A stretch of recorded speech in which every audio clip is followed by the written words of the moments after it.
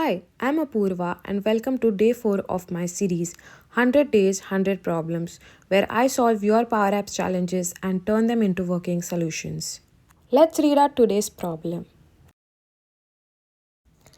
I want to create an application where people can fill in boxes and I retrieve the information behind to store on SharePoint and send it by email. Since I didn't understand the question, I asked for some more clarity. Like, are these checkboxes? Are we selecting them?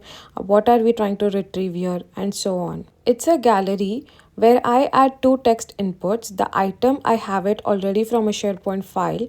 The goal is to fill in the boxes, and the aim of this application is to mail it to the technician. So technicians can do their inventory and I can receive the data in CSV format or by email. Now for this, first we need a SharePoint list. I'm going to create an inventory list and I'm going to add some relevant columns like item name, item code, and then two columns for HS quantity and any UF quantity as we saw in the screenshot. Then let's add some data so that when we connect it to our Power Apps, we have something to show in the gallery. Now I'm going to connect my SharePoint list to my Power Apps and we are going to show all the items in the gallery. For that, I'm going to create a collection so I can load the list in the collection.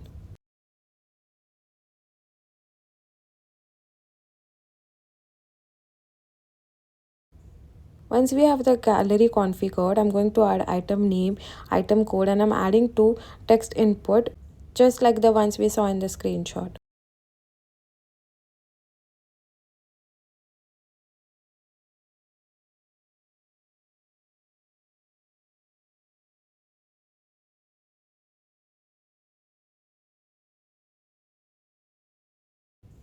I'm also adding another horizontal gallery for headers.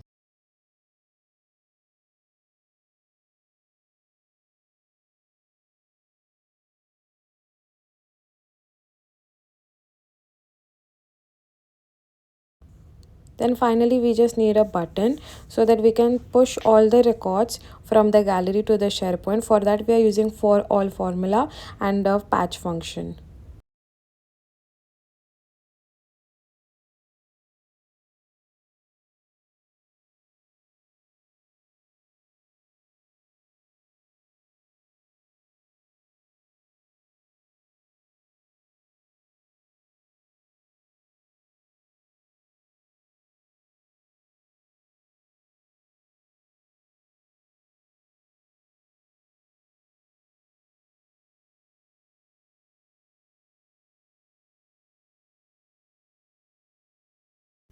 And lastly, I'm adding notify just for notification that my data was added successfully.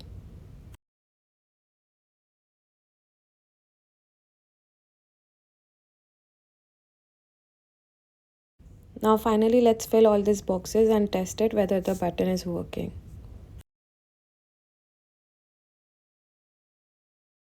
So now all the records were added in the SharePoint, and now finally I need all the data in the CSV format. For that I'm using Power Automate.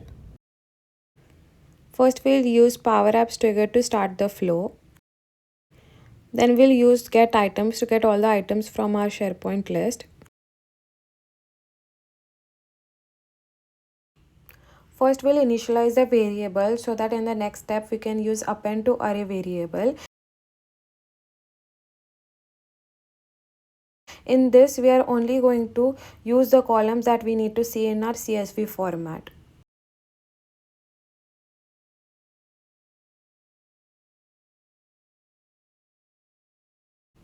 Then we need to use create CSV table data operation. Then we'll use create file action. This will store your CSV file in that particular location.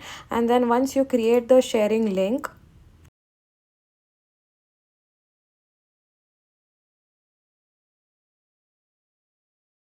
you can then send that link back to Power Apps so that you can open the link right from your Power Apps.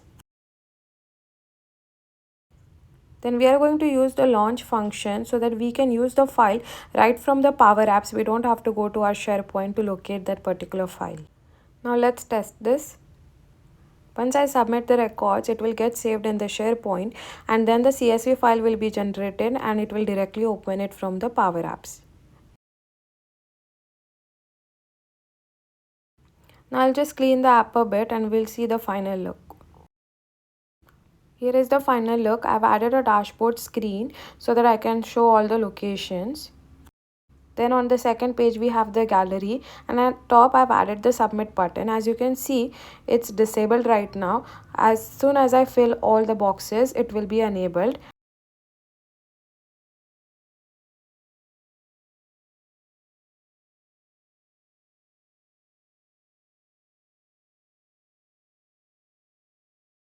If I fill all the boxes and then remove a record, it will again be disabled. So you need all the boxes filled for it to be enabled.